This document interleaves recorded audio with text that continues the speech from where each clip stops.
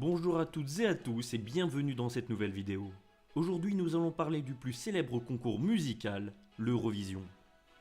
L'Eurovision trouve son origine dans les années 1950 avec Marcel Besançon, alors à la tête de l'UER, Union Européenne de Radio-Télévision, avec l'objectif de la populariser et de promouvoir les relations entre les pays membres. Le 19 octobre 1955, la création du concours fut actée et ils décidèrent d'organiser la première édition du concours en mai 1956 en Suisse, au Teatro Kursaal de Lugano. Ils fixèrent aussi les principes fondamentaux qui demeurent presque inchangés depuis. Le concours prend la forme d'un programme télévisé qui est diffusé en direct et en simultané par tous les diffuseurs. Chacun d'entre eux présente une chanson originale au cours de la soirée, excepté lors de la première édition où chaque pays présenta 2 chansons.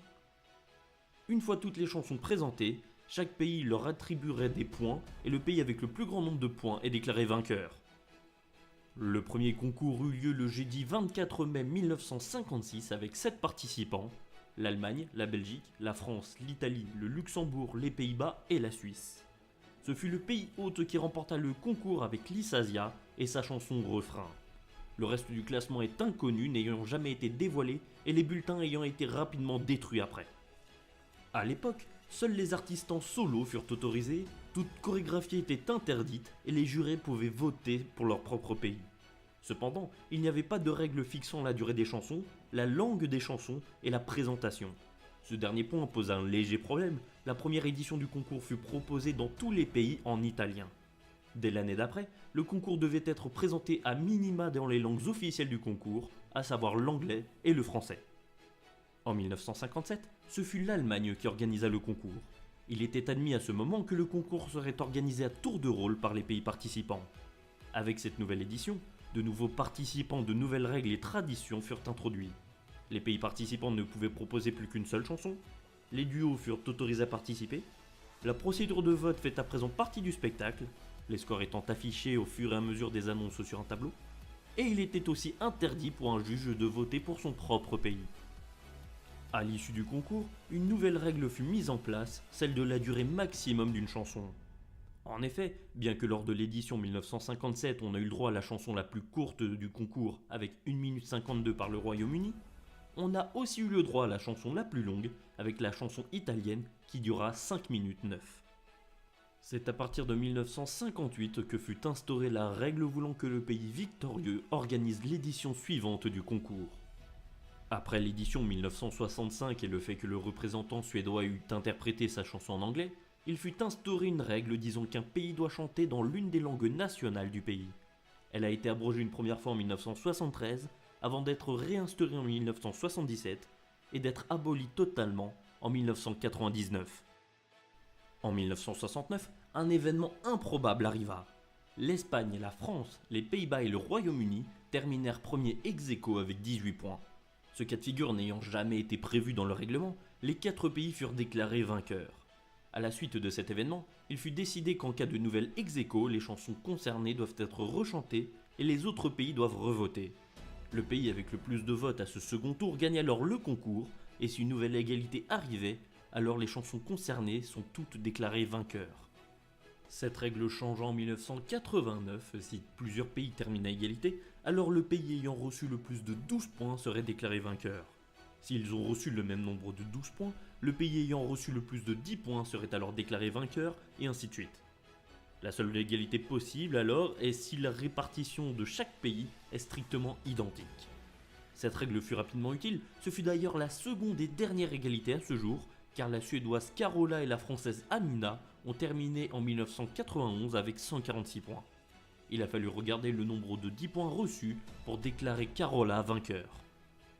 En 1990 fut instaurée une nouvelle règle, celle de l'âge minimum des participants, à savoir 16 ans le jour du concours afin d'arrêter des nombreuses controverses qu'il put y avoir les années précédentes. En effet, la Belgique a envoyé Sandra Kim en 1986 alors qu'elle n'avait que 13 ans lorsqu'elle gagna le concours, ce qui fait d'elle la plus jeune gagnante du concours. Un autre cas de controverse fut en 1989 où l'Israël envoya Gilly, alors âgée de 12 ans, et la France envoya Nathalie Pack qui avait alors 11 ans. En 1994, afin de réguler le nombre de participants, il fut décidé que les 6 pays terminant aux dernières places du classement final perdaient leur droit à concourir l'édition suivante. Cette règle continua jusqu'en 2004 avec l'instauration d'une demi-finale, puis d'une deuxième en 2008. Depuis 2001, les membres du Big Four, les 4 plus importants contributeurs financiers de l'UER, à savoir l'Allemagne, l'Espagne, la France et le Royaume-Uni, puis depuis 2011 le Big Five avec l'ajout de l'Italie, sont automatiquement qualifiés pour l'édition suivante. Depuis l'arrivée des demi-finales, ces pays et le pays organisateur sont automatiquement qualifiés en finale. En 2008, ce fut la première et l'unique participation d'un concurrent non humain avec Dustin the Turkey qui représenta l'Irlande. Cependant, outre les performances musicales, ce ne sont pas les règles qui font l'Eurovision, mais son système de score avec le fameux France 12 points, la France 12 points, qui varia de nombreuses reprises au fur et à mesure des années. En 1956, il y avait 2 jurés par pays, chaque juré donnait 2 points à sa chanson préférée et pouvait voter pour n'importe quel pays, y compris le sien. Ce fut la seule édition où cela fut possible. De 1957 à 1961, il y eut 10 jurés par pays et chaque juré donnait 1 point à sa chanson préférée. En 1962, chaque pays attribuait 1, 2 et 3 points à ses 3 chansons préférées. En 1963, chaque pays attribuait 1, 2, 3, 4 et 5 points à ses 5 chansons préférées. De 1964 à 1966, chaque pays avait 9 points à répartir ainsi. 1, 3 et 5 points à ses 3 chansons préférées, ou 3 et 6 points à ses 2 chansons préférées, ou 9 points à sa chanson préférée. De 1967 à 1970, retour au système des 10 jurés avec chacun 1 point à donner à sa chanson préférée. De 1971 à 1973, il y a eu 2 jurés par pays et ils donnèrent entre 1 et 5 points à chaque chanson. En 1974, dernier retour au système des 10 jurés avec chacun 1 point. De 1975 à 2015, chaque pays attribue 1, 2, 3, 4, 5, 6, 7, 8, 10 et 12 points à ses 10 chansons préférées. Et depuis 2016, le jury de chaque pays attribue 1, 2, 3, 4, 5, 6, 7, 8, 10 et 12 points à leurs 10 chansons préférées et les votes combinés des téléspectateurs de chaque pays permettent d'attribuer 1, 2, 3, 4, 5, 6, 7, 8, 10 et 12 points aux pays ayant reçu le plus de votes. Concernant les demi-finales actuelles, elles respectent le même format de vote et les 10 premiers pays de chaque demi-finale sont qualifiés pour la finale. Concernant les participants, il faut savoir que le concours est ouvert aux membres de l'UER ou ceux affiliés dont le dossier est accepté. C'est pour cela qu'en 1980, le Maroc a pu participer au concours et que depuis 2015, l'Australie participe aussi. Au total, ce fut pas moins de 52 pays qui ont déjà participé au concours, dont 43 lors des éditions 2008, 2011 et 2018.